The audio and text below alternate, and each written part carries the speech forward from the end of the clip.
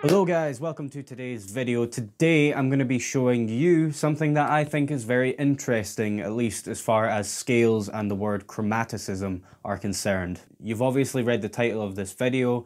Not all chromaticism is random, so let's talk a bit about what I actually mean by that. Think about players like Martin Miller, Tom Quayle, Frank Gambale, Guthrie Govan, any sort of player who has delved deep into the world of fusion guitar playing. A lot of the lines that these guys play sound like they have a chromatic element to them, and you'd be forgiven for thinking that all of this chromaticism that goes into their lines is just spur of the moment note choice that they've randomly decided to inject into their playing.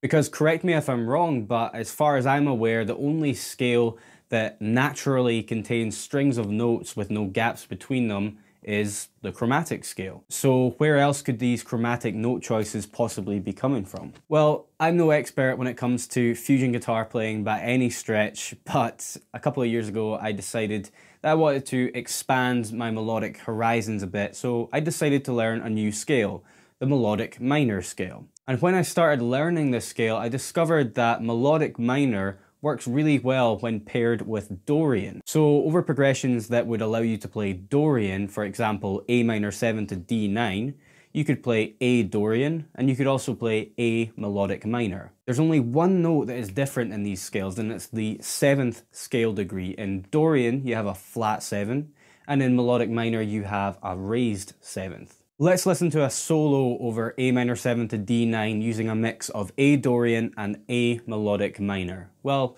technically a more effective way of thinking about that could be just thinking A Dorian plus the raised 7th from melodic minor.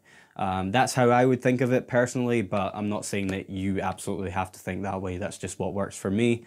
What you're probably going to notice in this solo is the presence of the sort of Carlos Santana-esque sound that you get with Dorian. That's the player that comes to mind first when I think of Dorian. And as well as that, you're going to notice the tension that is created by the raised 7th of melodic minor.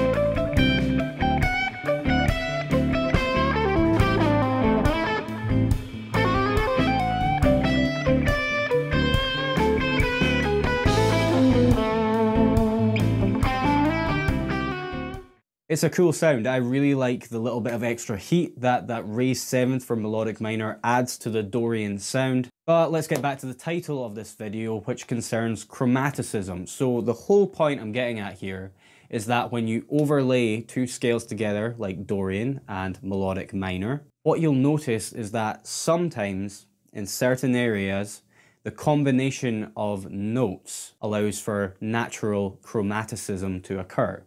Here's the first position of A Dorian.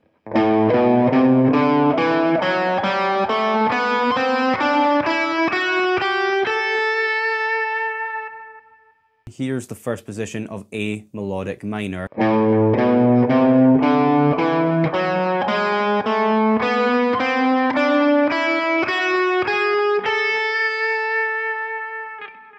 Here is both of those scale diagrams put on top of each other.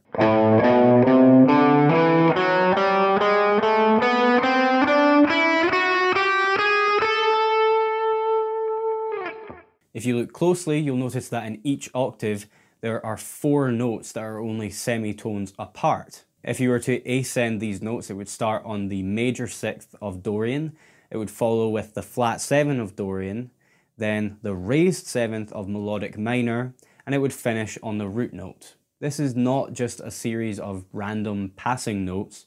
This group of chromatic notes right here, this occurs naturally when you overlay melodic minor onto Dorian. If you go back and listen to the solo that I played earlier, there's a lick there that exploits that chromatic group of notes.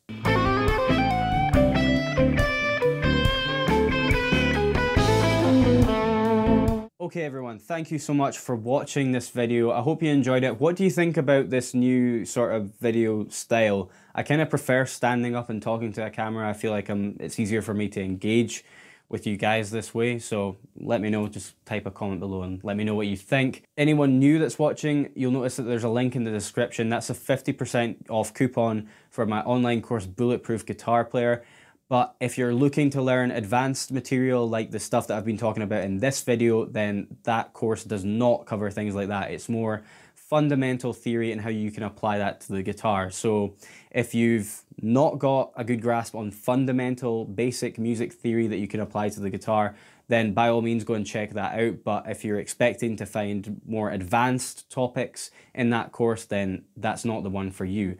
However, I am working on the follow-up to that course. So, Bulletproof Guitar Player Part 2, my second Udemy course, that's going to be out sometime around June this year. That's what I'm aiming for at the minute.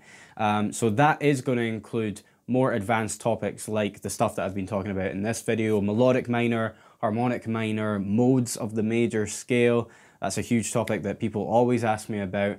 There will be other stuff in there as well. The material is still being worked out at the minute, as is everything else. It's a lot of work, but I'm really excited to get it out for you guys this summer. So if you're interested in hearing updates about when the release of that course is going to be, then click the subscribe button below. If you like this video, please give it a thumbs up below, and I will see you in the next one, guys. Have a good day.